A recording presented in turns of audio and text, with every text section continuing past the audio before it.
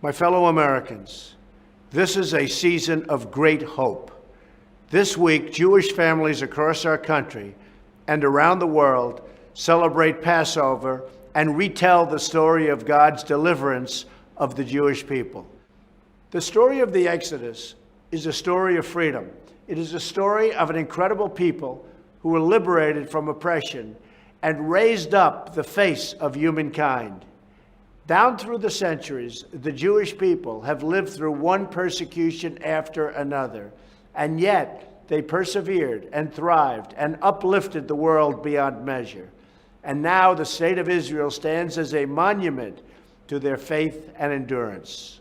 Another day of faith and celebration is also upon us.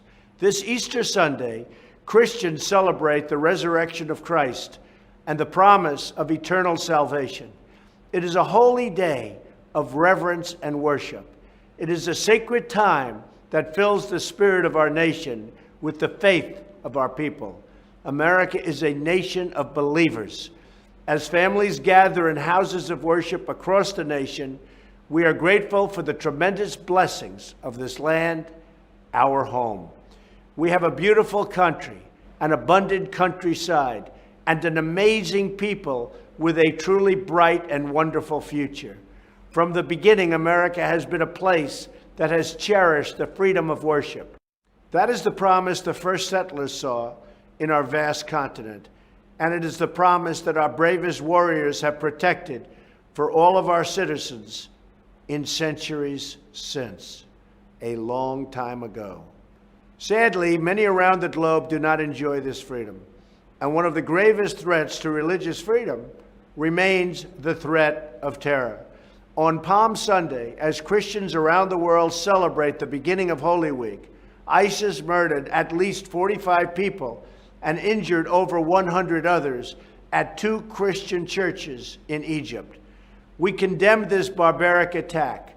We mourn for those who lost loved ones, and we pray for the strength and wisdom to achieve a better tomorrow, one where good people of all faiths, Christians and Muslims and Jewish and Hindu, can follow their hearts and worship according to their conscience.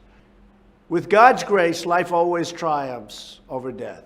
Freedom overcomes oppression, and faith extinguishes fear. This is the source of our hope and our confidence in the future.